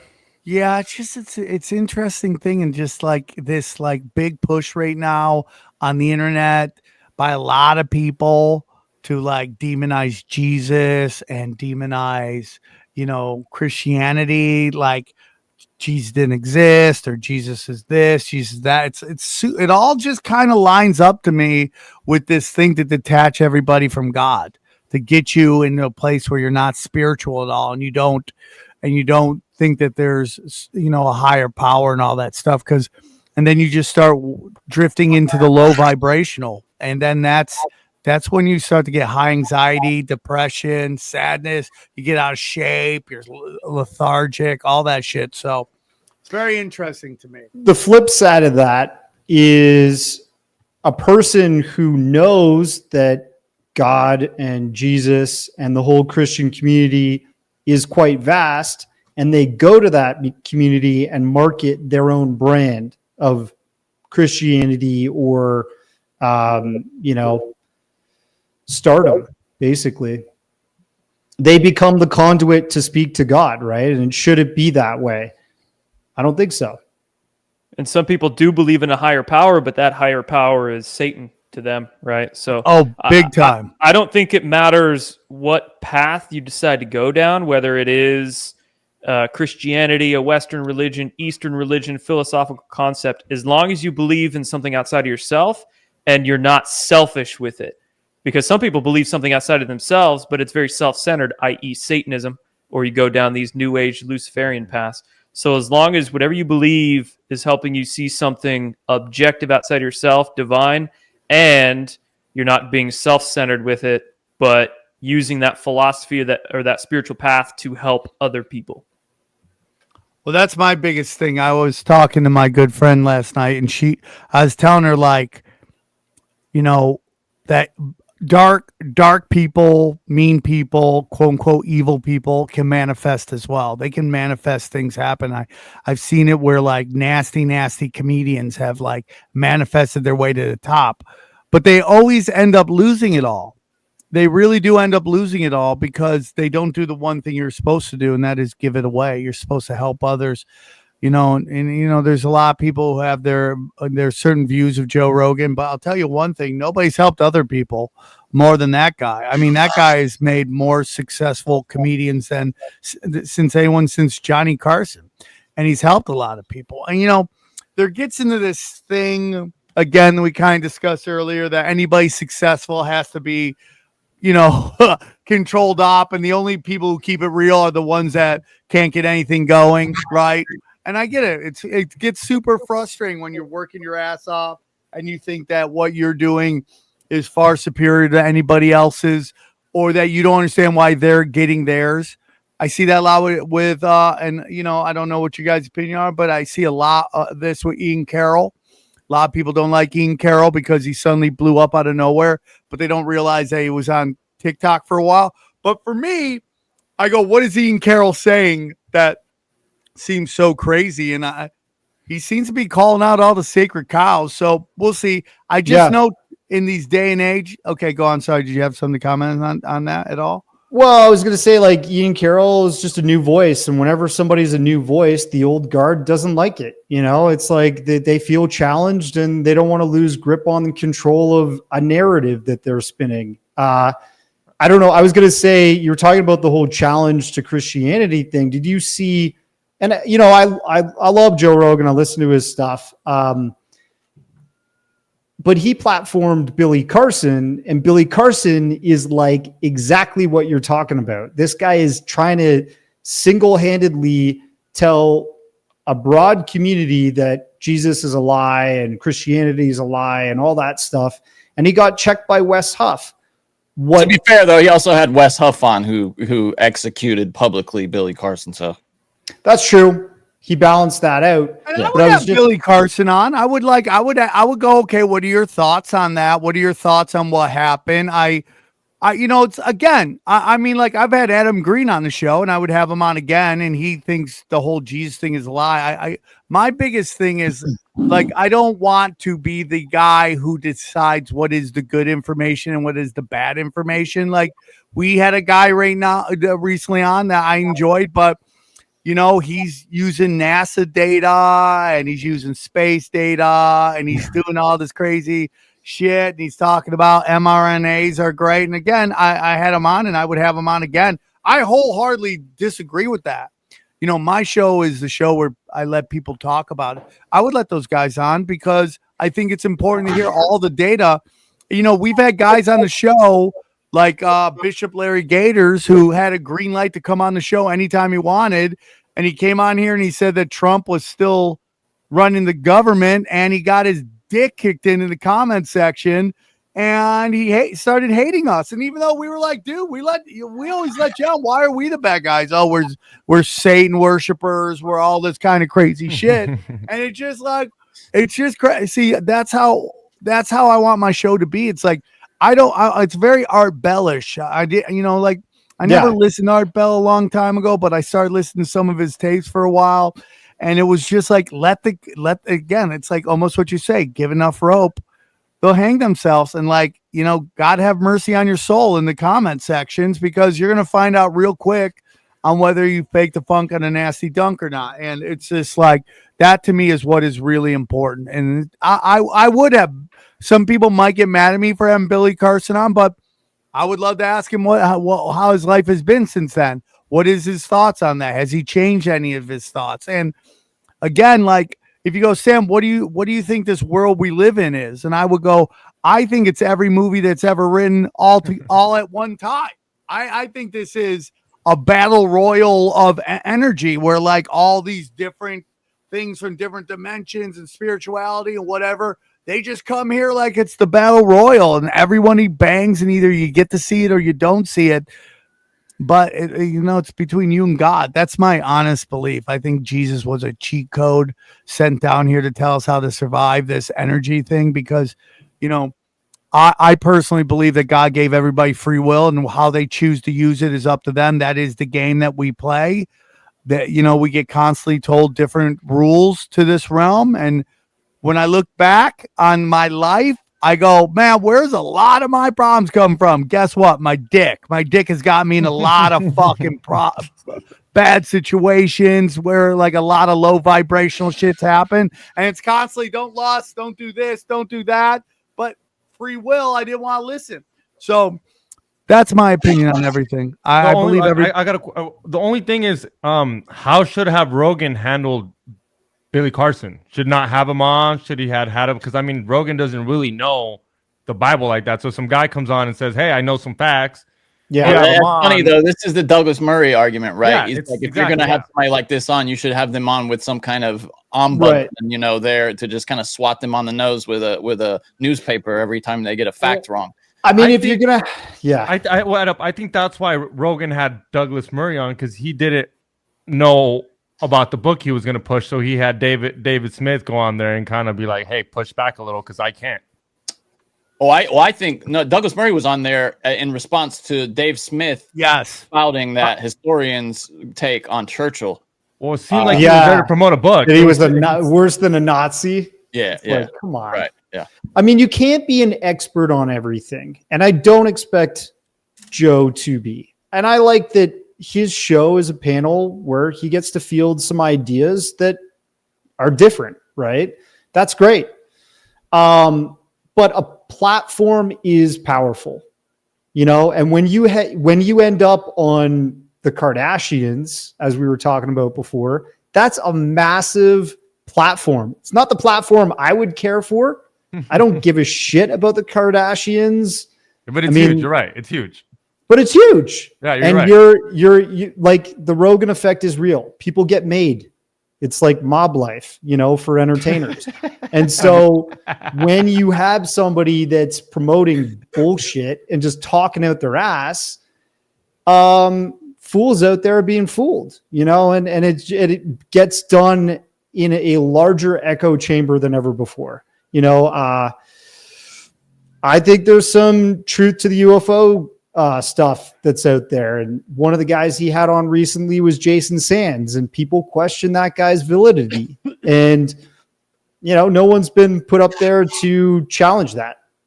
But he's a made man now, and it's all, I pursue my documentaries, even if I challenge you publicly, I mean it with love, I'm trying. I think truth is the greatest love you can ever give somebody, because you're trying to make sure people aren't deceived. You're trying to make sure you're looking out for others. And, you get hate for that. And I'm not trying to express this in a hateful way. I mean, even Johnny, you were saying at the starting of the show before Sam popped in, it took me a little while watching your show until I realized, okay, they're actually kind of saying that this is BS, right? Yeah, I didn't realize it was a little bit of it's a takedown. Yeah, I mean, I'm just so used to when we get sent these clips or documentaries that for them to be kind of credulous things, where they're going into it believing what they're being told, and the subjects of the documentaries are typically people they're treating with reverence.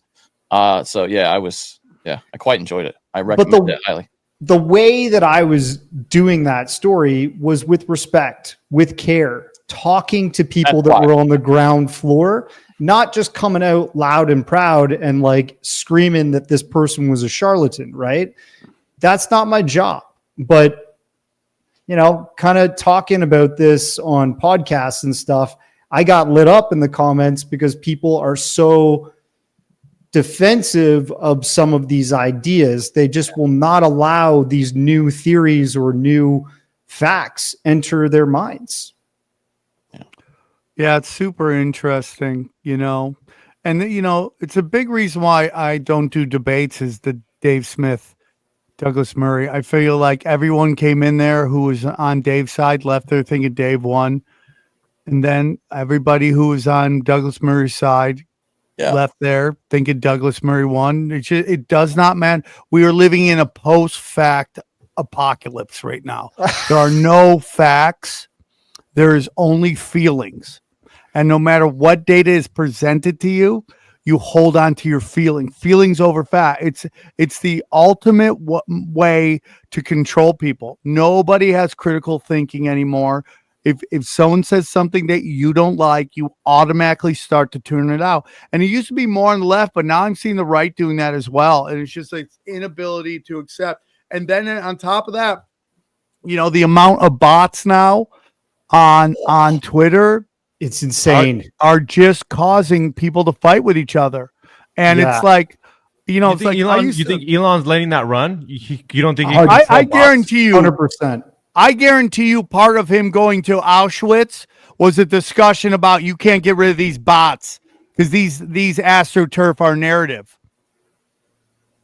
I guarantee it. Yeah, it's like an echo chamber effect, when you have these bots that are super liking YouTube videos, loving all the Twitter comments, loving all the Instagram posts. It's like an illusion. It's basically creating this echo chamber to prop up one form of speech over somebody else's. And yeah, it's bullshit. My Twitter was getting botted, and I finally was just like, this is bullshit. I went into this guy who's like an activist hacker or white hat. He reached out to me and was like, hey, if you do this to your account, it'll get rid of all these fake accounts that are circling every post that you put out. So now my interactions are completely limited to real people. Hold on. What do you got to do? Yeah. What'd you do? Because this got me banned. I got banned too. And then I just kept reaching out to Twitter and being like, somebody's doing this to me. I don't know what the hell is going on, But I don't know where Wait, these how bots long did come from. I'm in there? It's a debacle for me. It's been like 2 months now. How many times did you have to appeal, and when did So I appealed twice, and I also had like probably 4 or 5 other friends reach out on my behalf to the support team and say, like, this dude's not doing anything wrong. Like, he just posts and this shit's happening. How did they? Was that in the X era? Was that recent? It was like the February of this year is when my account just got nuked. That's like, it was when like, you're exactly when suspended. mine got nuked too. And I'm like, what the heck? Like, I'm not. And so anyways, it came back. Then the bots were gone for a little bit. And then they came back in a swarm on every post. And I was like, pissed off. People were like commenting, hey, you got all these bots. I'm like, dude, it's not by my design. So this dude reached out to me. If you go to your settings and you go to your privacy, if you go to your post settings, you can check off these boxes that say only allow interactions from like verified accounts or accounts that are, older than a year or something like that. There's these like little check boxes, and that gets rid of all of these like, accounts that are made on server farms or something that probably were made today just to bot posts. And they can't interact with your posts anymore once you check off these settings and privacy. So how did settings they? and privacy, I'm gonna look at that. Out of curiosity, what support did they reach out to? Because I've been unable to find any actual humans on the other end. Just the appeal thing. I'll fight everybody, dude. Yeah, I'll forward you the emails I sent, and I'll forward you like screenshots of the stuff I did for my privacy settings to completely get rid of all which that one of the shit. ones you go to stop the bots? Which in your settings? You have to go to your. Where's my phone? Here's my phone. I'll tell you where. So you go to your settings. But it's so you go to security and account access, privacy and the safety, gear, and then I'm in message settings. Give me a sec. So you go to the your Social gear. Security. Go there. What? Okay. So you click on your profile. Click on your profile. Okay. Right, and then that bar slips out that shows like profile, premium, bookmarks, all that shit. Settings, and support at the bottom. Settings, privacy. Okay. Then you go to settings and privacy. Okay. Privacy and safety. Okay. And then you go to, I think, audience and tagging. Okay. Protect your posts. Click that over. Protect your videos. Click that over. Okay. And then, so that will stop anyone who doesn't follow you from seeing your shit. Yeah. So that's a little different, but I'm in. And then wait. And then I'm just trying to find where this guy sent me before. You go to your posts. Nope. You go to Sam, while you're on Twitter there, you should unblock me. You must got blocked because of that child protest thing. Oh, was it? I bet it was that. Yeah. We have a pretty liberal block policy around here just because we get so much shit from people. Oh, I'm sure. I'm not taking it personally. I'm just giving you. Wait a sec. Let me look at my communication with this guy, and he'll show me. He told me exactly where to go. Give me a sec. Patrick Gorman is the name of the dude, and you go to privacy and safety. Select mute and block. So when you go to mute and block, then you'll see tap muted notifications. And when you go to muted notifications, you have to click the check boxes that enable from people you don't follow, from new accounts, from accounts with a default profile photo, from accounts that haven't confirmed their email. Hold on. So you go to settings and then you hit what? Oh, You go to settings and privacy, then you go to privacy and safety, then you go to select mute and block.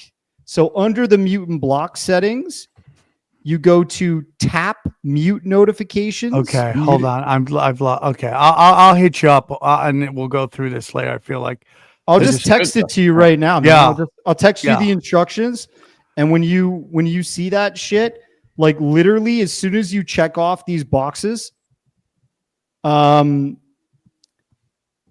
these like bots will disappear. Like you'll never see them interact with your shit ever again. I'll send you 2 texts because all right, unblocked you. You're unblocked.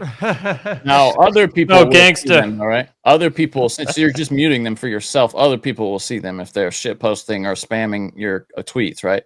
I It's just you don't won't see them. I don't think so. I'm pretty sure that the bots disappear because then when that's a mute and blocks section, right? So you mute them, but then the algorithm sees that you've muted them and it actually like blocks their interactions with your posts. Oh, interesting. I'm pretty sure. Hey, real quick, guys. I don't want to keep you guys forever, but what'd you guys think of the big bitches in space? The girl night in outer space. What'd you guys? Oh God, that should have been a one-way ticket, man. Yeah, dude. I know. I'm surprised they're Botoxed didn't. Oh, dude, Pop they out or sent something. trans in space. It's unbelievable. I was talking to somebody the other day about that. It's like, it's so crazy. The richer you get, the more you want your girlfriends to look trans. It's so fucking weird. So fucking weird. All right, guys, great show. We made up. We love each other. We don't even know why we didn't love each other. We were just like, now we don't love each other. Now we love each other again. I don't even know why. It's all love, brother. Thank you for coming out. One more time, Jordan, tell them where they can find you. JordanSather.com at Jordan_Sather_ on X, Twitter, whatever the hell you want to call it. I'm also on Telegram and Instagram. You can just search Jordan Sather. So go find me, friends. Darcy, where can they find you?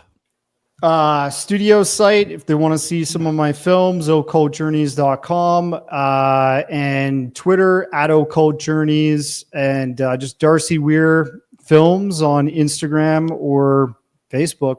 That's where I'm at. All right, so great episode, guys. Let's break it down. Johnny, what do you think? I watched the doc and I recommend it. You can find it on Tubi. That's where I watched it. It is it's so funny. They actually have people who seem more credibly to have claimed to be in the secret space program, and they would bring them around these fakes and see kind of how they acted. And dude, every time they would be like try to hide, try to get away from him, refuse to interact with the person who seemed legit. Crazy. Yeah, and they would and then so what happened was the guy that worked, the guy who was a skeptic of them, he found another person who had a pretty credible case for being in the secret space program, and he didn't tell them anything about the guy, and he secretly flew them in to sit on the show with the bullshit artist. And dude, he said the guy just completely shut down. Didn't like when military people get together, they tend to reminisce. They kind of do that legit check on each other, like, oh, where'd you serve? Who'd you serve with? And the legit guy was interested in that, but the con artist was not. The alleged con artist was not interested in that. And every time what they would come back with to him was like, dude, he's controlled opposition. And he would be like, how do you know? You didn't even know his name. I didn't tell you his last name. How do you, and you never heard of him until this exact see that moment. with everybody. You just see that and it's like you're so paranoid you trust no one but yourself, Well, and like, in their case though, they're lying is what it is. And they're 100%. 100%, dude. And it's just like, and they're totally right. Maybe it's not even that they're controlled up. They're just grifters. They're just like trying to create a brand. Yeah, that happens for sure. I believe that wholeheartedly. I mean, isn't it crazy that we start talking about grifters and controlled op and XG somehow just falls off the show? He said his conveniently computer can't get back on. Says computer conveniently. Isn't that the second computer he's had that's crashed? Because he had like how many computers this guy got? What is he? The AIDS of computer? That's Johnny, great. go to samtripoli.com. I would love to. I love Sam. You know, it's my favorite website, samtripoli.com. I love that about you. I am cranking out so much material on I there. go there dude. all the time. Look at that, dude. And they haven't even put up the new Doom scrolling. But you go there, all the episodes are there. You can watch it. There's a new episode almost daily. This week, it was like definitely every day, sometimes twice a day. You go there, you go check that out. You go to my premium content is fire. We're putting up 3 a week. I know over the last week and a half, there hasn't been any because my schedule got so effing nuts. So I'm super sorry about that. Super duper. You also sorry have this about- thing where you refuse to bank content. Like as soon as you record it, it goes out. You won't sit on it. So to Sam's credit, he just puts it out right away. Most people will kind of sit back and hold on to some of it and put it out. You know, when they had a lull and maybe you get some outdated material. Not Sam. It's going out every time. Bang, bang, dude. I'm just spitting magic all the time. Johnny, real quick, go to events. I forgot to say I want to thank everybody that was there at the big event. The big Gavin McGinnis. Johnny, did I spell that wrong? And then that's on. Thank you, Johnny. I know that. I apologize to him. And he said it's okay. Nobody really cares about that. He said to me, he goes, "Hey, dude, that's great. Nobody cares. Nobody cares. We're just living our best life." Okay. Then I'm gonna do the revival is back, guys. You know the revival, and it's spirituality, politics, comedy. It's an hour of power. I love politics. Johnny, you do love politics. That's what's I've always said about you, dude. And that's on the May 1st, then Bellflower on the 10th, Cleveland, Ohio. By the time this goes, you get this video, Connecticut, the Opera House will be up. Fun shows for fun people. Fun shows. That place in Cleveland is called Hilarities, though. Are you sure you're meant to go there, Sam? Johnny, you're a wacky guy. Johnny, go to Cash Daddies. I would love to go to Cash Days too. Let's just do that. Yeah, check that out, Johnny. Tell me about your experiences with the show. Well, Howie has been absolutely killing it lately. You would think with the situation with the tariffs that tanking tanking the stock market that we would be losing money, but no, Howie knows how to bank from profit from volatility, and what we have had has certainly been volatility, and Howie's killed it. Absolutely. Love it, dude. So get on that. $20 seems like a lot, but trust me, if you play your cards right and everything goes according to plan, we believe you could make more money. Yeah, there's going to be times. Make sure you sign up. Don't sign up in the app on the Apple App Store. We found out they charge you $9 extra. Yeah, do not sign up on the app. Okay. Yeah. Sign up to your web browser. Yeah, not after that. Okay, then you go back to samtripoli.com if you could. And t-shirts, new t-shirts, Chaos Twins on fire, dude. Chaos Twins are on fire. New t-shirts are available. Can you click the new t-shirt one? Yeah, of course you can, Sam. Please, dude. Very excited about the new t-shirts. Very excited. Just waiting for you. Oh, look at that. Common Sense is the new punk rock. Look at that. We got some new ones for you. The old classics. Conspiracy, Loyal to the Foil, Deer Program. Look at all those classics. I got a new one. Coming out, dude. Wait till you see that. Look at that Project Blue Beam. I just bought one of these boys right here. Look at that. Wake up, Aaron. I got a new one coming out, dude. And that's about it, guys. Anything else, dude? Anything else, Johnny? Oh no, we're done. Okay. Then Broken Sim, check it out. It's good episodes going there. We've had the numbers have been stunningly great. People seem to like that show somehow. I do a lot of heavy lifting on that show. People really like that show for some reason. Okay. Here's a clip from the latest Broken Sim. There's a lot. All are welcome. Yeah, all are welcome. And out toward the fringes of that tent, in an area called TikTok land, there's some crazy stuff going on. And Johnny, are you TikTok guy? Are you TikToking? I'm not. I TikTok. can't. I don't. I have. You know how people say they don't have the attention span for something. I have the opposite of whatever the opposite of that is. I have too much attention span for TikTok. I just. I get it, dude. Well, it's to me if there's just too many AI videos on there for me. Oh, that too. Yeah, and it's that same black voice that sounds kind of like Morgan Freeman, but not enough to get copyright. Yeah, it's just too much AI. Yeah. And to be honest with you, there's talk right now, Johnny, that Mark Zuckerberg might have to give up Instagram. I know we talked about that on Cash Daddies. I'm hoping for that, but sometimes it's the devil, you know. Yeah. So we'll see what happens. But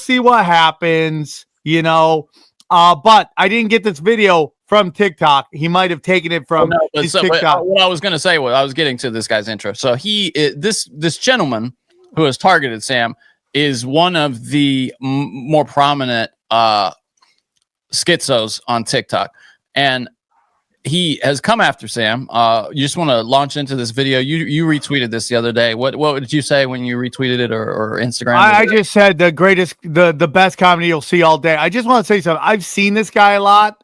Yeah, like he gets shoved into my feed. Yes. Right. He's I don't know. He's like the fittest flat earther or something like that. He's got like a American dad chin. Yeah. And major undercut. And he's always going super deep, right? And this is the problem. We always talk about how the left eats itself alive. That's what we always talk about. Hey, Sam, be careful with your hands there, buddy. Oh, yeah. Okay. Sorry. We're sorry. Is it? He's obviously a crypt. You were all really close to bringing he's part of the secret society of lobster men. He's crab a lobster people, guy. Crab people. Taste Okay. like So crab, look like people. He's just that person that they always say that the left eats themselves alive. They're always like cannibalizing themselves.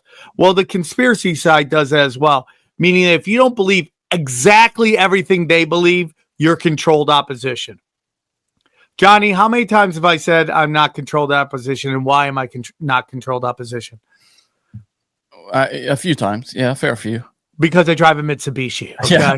Yeah. That's one of many. Right, that's one of the many reasons I'm doing it. And I got clothes over here. I mean, come on, man.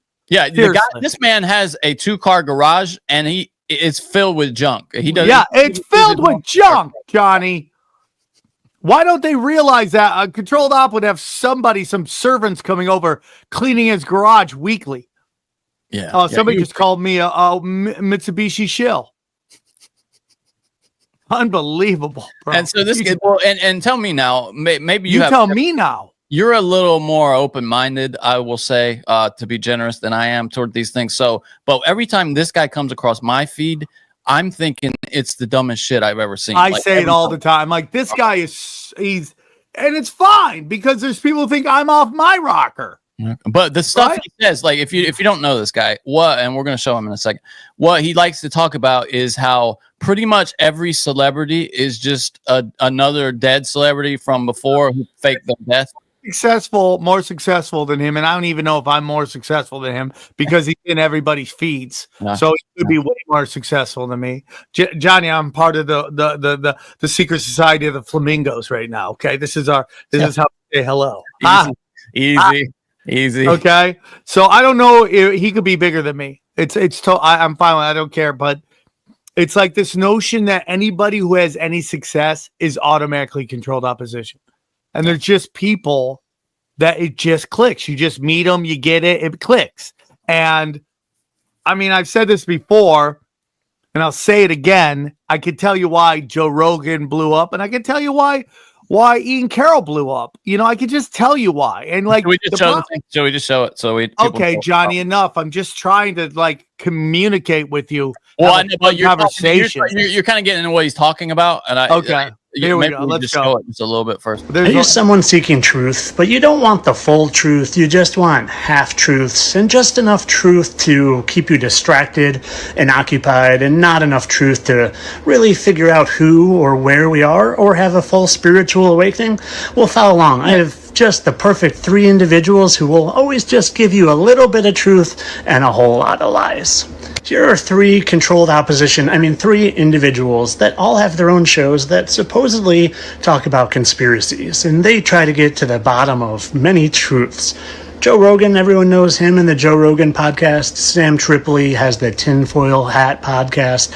And Ian Carroll, he is big on the scene now. He was just on the Joe Rogan podcast. And well, these are 3 individuals, like I said, that claim to be truth seekers. but they're anything He's but that. he's so big. You see, Ian Carroll they're just as doesn't have part a of the logo. club as all the celebrities are Johnny, part of the you club. stop They're just right rolled out on a red carpet for the people seeking. But yeah, and he has this way of sharing information where he's like, "What do I know? You know, all shucks, I'm just a good guy here, just asking these important questions." you know, it's just like if you're not as open minded as me to everything ever, you might be. If you're not open minded to everything I'm into, you might be controlled opposition. All right, can we? Well, no, I'm sorry, that's a screenshot. Hold on just a second. I had to do some screenshots earlier to make our little thumbnail. Where All right, is respect this you, Johnny. fella here? There, Guys, this is what happens when you go live. It gets yeah, weird. this all gets cut Fast. out of the show here. When Okay, here we go. can you But hear you him? don't want the full truth. You just want half truths and just enough truth to Just enough, dude. The amount of energy this guy expends moving that chin. really figure out who or where we Major are underbite. or have a full spiritual awakening. We'll follow along. I have just the perfect 3 individuals who will always just give you a little bit of truth and a whole lot of lies. Here are 3 controlled opposition. 3 It individuals might be have their own controlled shows that opposition. supposedly talk about conspiracies, and they try to get to the bottom of many truths. Joe Rogan, everyone knows him in the Joe Rogan podcast. Sam Tripoli has the Tinfoil Hat podcast. And Ian Carroll, he is big on the scene now. He was just on the Joe Rogan podcast. And well, these are 3 individuals. My favorite thing about he's so controlled, he doesn't even have his own logo. That's how controlled Ian Carroll is. He doesn't even have his own logo. Yeah, everybody knows. Everybody knows the CIA does your logo. Yeah. Everybody knows that. That's why it's the best logo. Look at that logo. Joe Rogan's got a great logo, but I think Daddy's is the best. It is suspicious. Joe Rogan's had that logo since very early on. Very early. Where Well, did he's he doing a lot of psychedelics very early. Where did he get that professional logo? Thank you, Coach Miguel. By the way, Johnny, I'm thinking about changing the names of our fans from the Broken to the Secret Society of the Flamingos. Get in the comments. All right, let's see what Mr. Icewall. Nice hat, by the way, Icewall. I said that claim to be truth seekers, but they're anything but that. You see, they're just as part of the club as all. Stop it. Now look at the picture he has of me. Yeah, you can tell that's a long time ago because I got 3 chins going on, right? I got 3 chins there. Look at Rogan here, dude. Right? Dude, it's so crazy. But if you even go to my picture right there, right, you'll notice the shirt that Joe Rogan is wearing. I gave him that shirt that day, and Joe was always nice. If you gave him a shirt that time, he would put it right on to help promote whatever you were doing, right? Naughty Show, wow. So he has the Naughty Show. What does that tell you about the time period of this picture? Very, very long ago. It happened before Tinfoil Hat. What is Ian Carroll supposed to be? He's just giving the peace sign and with a hot Asian chick. Like, what is he doing wrong there? I don't even know, dude. He's sitting with an Asian chick, and because there's a checkerboard behind him, they must have put that there. So it makes him, and that's it. Joe Rogan's doing the okay right there. Well, he's dude, doing he the looks okay. like he's at a race, to be honest. I think he's at some kind of race or something. Maybe he's racing. Maybe he's racing to knock the bottom out of that Asian. I don't know. Well, but hey, dude, it could be his girl or something. Must be easy. But yeah, she's sexy. Yeah. Okay, look at this. It says Naughty Show. This is look at the number. Look at what number Joe Rogan's at right now. I think he's at 3,000. This is under 400 episodes. If you'd like to hear the rest of this episode, subscribe to Broken Simulation in your podcasting app or check us out at youtube.com/Sam Tripoli. We go deep, homeboy. Aaron, open your mind. Drink from the fountain of knowledge. There's lizard people everywhere. That's some interdimensional shit. Wake up, Aaron. This is only the beginning. Dude, you just blew my mind. Tinfoil hat.